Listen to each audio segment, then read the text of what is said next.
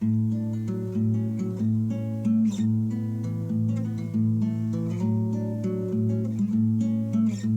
everybody, welcome back to Conscientious Omnivore. My name is Pal. Today I'm going to be doing a video that kind of touches on a topic I've covered a while back, but I feel like I want to provide some additional information and context to people. It's related to a very serious topic about animal testing. I want to talk about the efficacy of it as well as the ethics of animal testing, and kind of talk about why, as a vegan, I'm opposed to all forms of animal testing. I feel that it's particularly important in today's day and age, with what's going on with the pandemic and with the various kind of arguments to be made for or against vaccines that are derived from animal testing and things like that. So basically, I want to just jump right into it. I retweeted somebody's tweet earlier today. Rose, the vegan nutritionist, she's great on Twitter. Follow her if you don't follow her yet. But she posted an interesting article that I found very cool, and I kind of brought it full circle back to animal testing. So basically, the article that she shared was that scientists have now discovered that the cuttlefish, Cephalopod, has passed the cognitive test called the marshmallow test. It's something that is kind of made famous because it was tested on human children. You can actually kind of show which kids are able to delay instant gratification, and then basically they can reap bigger rewards in the future based on not taking the marshmallow instantly. They can wait a few minutes and then get 2 marshmallows instead. So it actually is shown that people who can delay instant gratification, you can actually have better outcomes in later life and all this kind of stuff. So it's pretty interesting, and this was actually reproduced in the cuttlefish. So basically, these are very, very highly intelligent animals, and basically they're saying that with this test, it's proven that they are able to think into the future and kind of understand concepts that just like a small child, a human child, would be able to understand. They have a concept of the future and a much deeper understanding than what was previously thought they were capable of. So it's a very interesting article. I definitely recommend checking it out. And it got me thinking, again, like I said, about animal testing in general. Now, this kind of animal testing, at first glance, you might think like, well, why should we be opposed to this kind of thing? As a vegan, I'm in a way kind of glad for these kinds of tests, because I'm sure there are probably some people.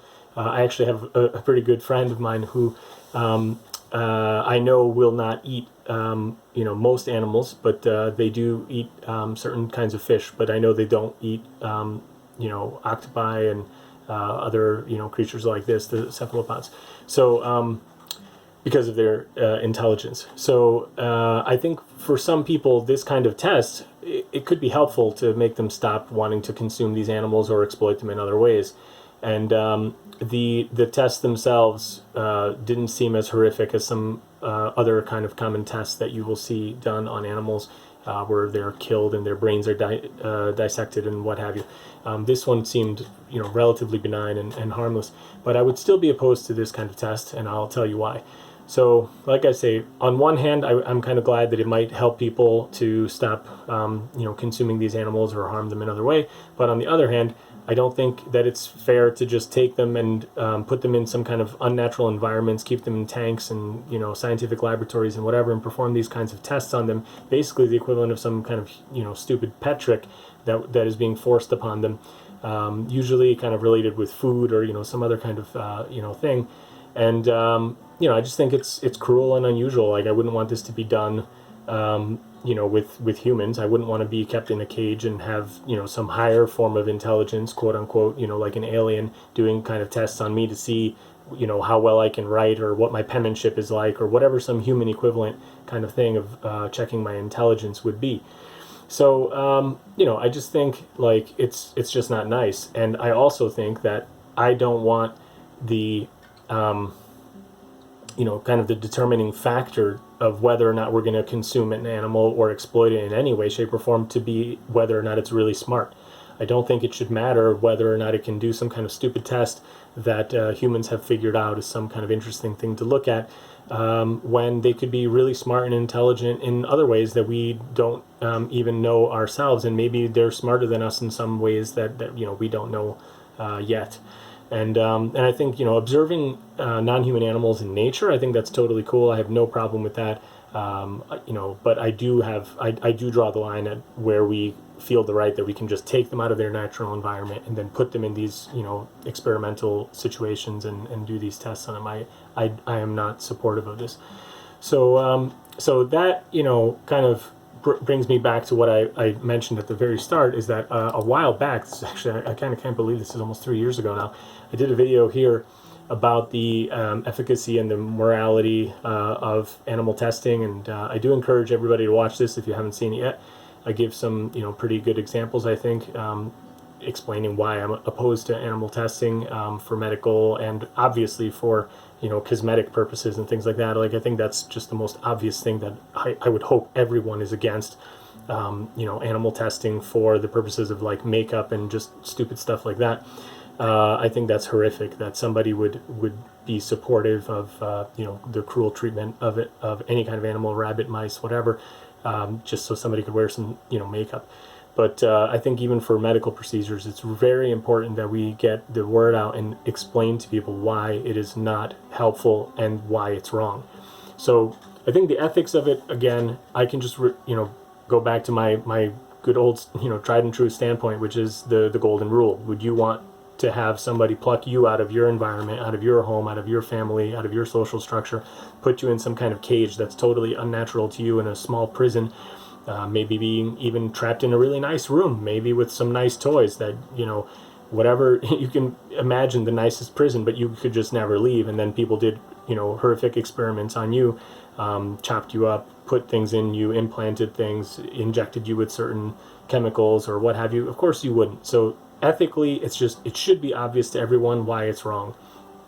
But I also want to just talk about, even if you don't care about animals, even if you're not a vegan, you should still be opposed to animal testing. And the reason why I think we should all be together and unify our voices in banning animal testing is that it is completely ineffective and it's illogical. It basically takes resources that should be spent on human-based testing or modeling. With technology now, we have such amazing modeling for human cells or cells or actual organs grown in lab environments, like human organs from various forms of stem cells or whatever the case might be. There are so many alternatives nowadays that that's what I believe we should be pushing for, instead of relying on these outdated and ineffective methods of animal testing that just result in horrific cruelty and opportunity loss for humans. So I just want to highlight an article that I just finished reading earlier today, and I encourage everybody to read through the whole thing. I will not take the whole video to read through the entire article, but I do encourage everybody to read through the whole thing. And I think it's very well written. There are lots of examples given with links to the actual studies that they're referring to, so you can double check what they're saying is true. And it really goes through example after example after example of why it is not effective to test in animals. Those tests do not translate well, or in some cases at all, to human testing. And in fact, as I keep going back to, it actually leads researchers down the wrong path. It will actually sometimes give false positives and encourage people to go down avenues of testing that are actually just completely in the wrong direction. Sometimes things that are actually effective in humans, if it was tested on animals and people trusted those results, they would actually have dropped it and not developed it. As I talked about in my other video, the example of penicillin, this article actually gives many more, so I definitely encourage you guys to check it out. But I just want to hit a couple of key areas here. Okay, so as you can see here, in 2004, the FDA, that's the Food and Drug Administration in the United States, estimated that 92% of drugs that pass preclinical tests, including pivotal animal tests, fail to proceed to the market. More recent analysis suggests that despite efforts to improve the predictability of animal testing, the failure rate has actually increased and is now closer to 96%. The main cause of failure are a lack of effectiveness and safety problems that were not predicted by animal tests. they go through example after example of various medicines that were tested on animals, shown to have no problems, no toxicity, sometimes in order of magnitudes higher doses than the human trials, and yet when they moved to human trials, they had to be stopped immediately because the particular prescription or whatever was actually extremely harmful to humans. Here's one good example where harm was actually done in human testing, in human patients, I should say, after animal testing showed that a drug was harmless and potentially very helpful. So, for example, hormone replacement therapy has been prescribed for millions of women to prevent cardiovascular disease, and basically it was in large part done because of research that was done on non-human primates. That's the NHP here. And basically, hormone replacement therapy is now known to increase the risk of these diseases in women. So you have millions of people being prescribed a treatment based on the efficacy that supposedly it did no harm and in fact helped with cardiovascular disease in non-human primates. Those are even animals that are very close to us. So not even like a mouse or some kind of other type of animal that's more different than various other primates, but we actually received the opposite result than we were expecting, and now it's called into question whether or not that is safe at all.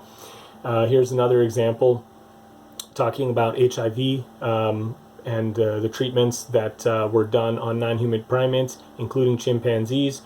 But it says, yet all of about 90 HIV vaccines that succeeded in animals failed in humans. So it's just things don't transfer from the non-human animals to the human testing when it gets there.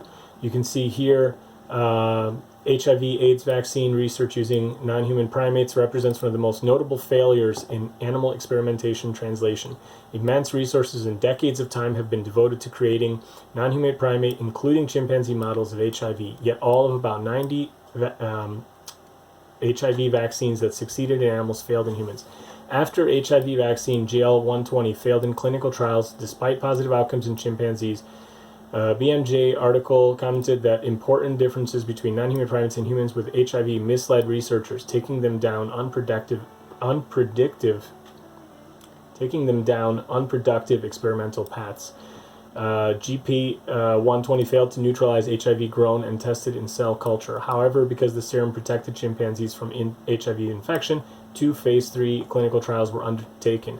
A clear example of how expectations that non-human primate data are more predictive than data from other, in this case, cell culture testing methods, are unproductive and harmful. Despite the repeated failures, non-human primates, though not chimpanzees or other great apes, remain widely used for HIV research. So, it's like people just don't seem to want to learn. There's so much money in the continued exploitation of animals for animal testing and research that there are just tons of misinformation campaigns out there to keep tricking people into thinking that there are effective, ways of testing on animals that transfer to humans, and it tricks people into supporting this with their, continued either laws being made where animal testing is in fact required for certain types of drugs before they're able to be put into human trials, or just basically garnering support from the public so that these companies can do all this research in laboratories, in universities, oftentimes by grad students or other facility or faculty at the universities. And there are severe harms that are being done by doing these kinds of experiments, and not just on the animals but also on the people. For example, clinical trial volunteers for GPL120 replaced that unnecessary risk of harm because of unfounded confidence in non-human primate experiments. Two landmark studies involving thousands of menopausal women being treated with hormone replacement therapy were terminated early because of increased stroke and breast cancer risk.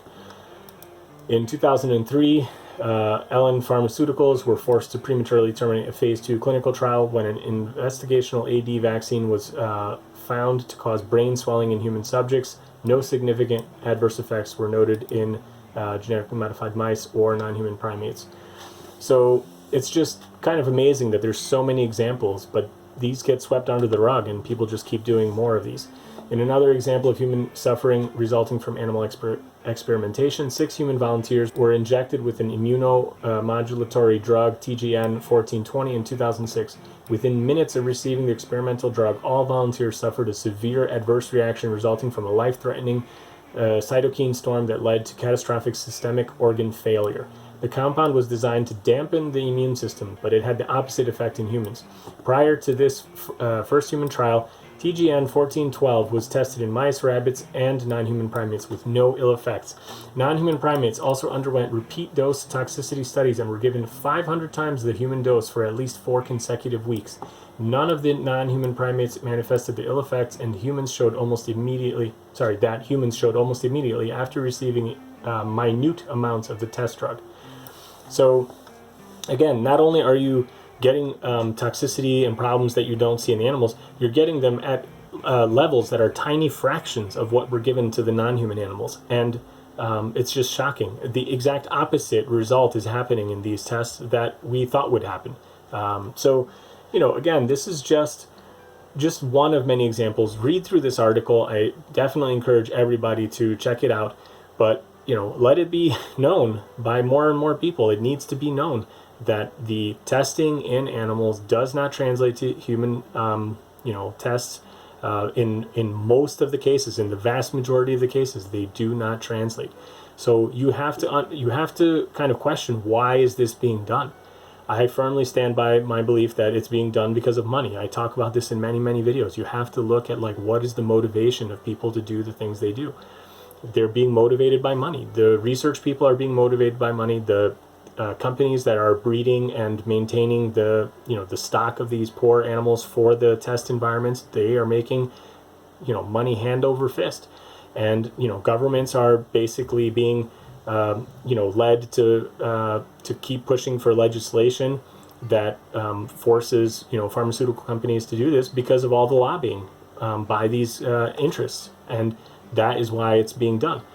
And we need to stand together, vegans and non-vegans alike, to look at this with a scientific mind and a clear purpose to look at what is going to be the most effective for people, but also look at what is ethically right, and what is the cost of these marginally at best beneficial tests that are done for human benefit, but then also look at the opportunity cost of potentially going down the wrong road, potentially losing a promising drug because it doesn't look promising in animal testing when it actually is extremely effective in humans, but it just doesn't look that way in in animals. There's actually some good examples here. I just want to cover that as well. Okay, so here's a great example of a drug that is really effective in humans, but was basically, if we relied on only animal testing, it would have been shown to be ineffective and would never have even gone to human trial. So an editorial in Nature Review's Drug Discovery describes cases involving 2 drugs in which animal test results from species-specific influences could have derailed their development. In particular, it describes how tamoxifen, one of the most effective drugs for certain types of breast cancer, would most certainly have been withdrawn from the pipeline if its propensity to cause liver tumor in rats had been discovered in preclinical testing rather than after the drug had been on the market for years. Gleevec provides another example of effective drugs that could have been abandoned based on misleading animal tests.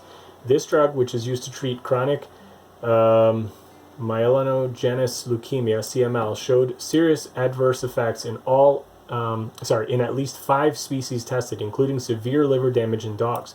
However, liver toxicity was not detected in human cell assays, and clinical trials proceeded, which confirmed the absence of significant liver toxicity in humans.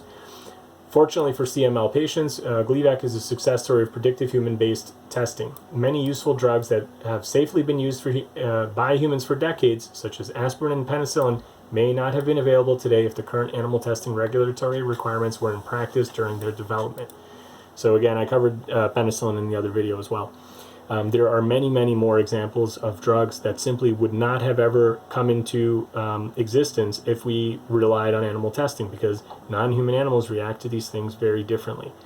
So just want to summarize there. I'm going to end the video.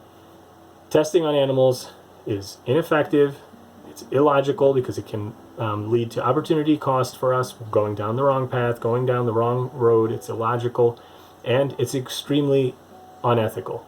You wouldn't want it to be done to you. We shouldn't be doing it to other non-human animals either. That's my stance. I hope this information is helpful to you, and please do read this article. It's extremely good. I'll have the links for everything I showed in the description as usual. Please, again, don't take my word for it. Read up on the matter. You will see a growing consensus among scientists that have actually looked at the efficacy of animal testing. There's a growing consensus about between more and more scientists calling for a ban on all animal testing. It does not transfer to human testing in the vast majority of cases, as I showed in here.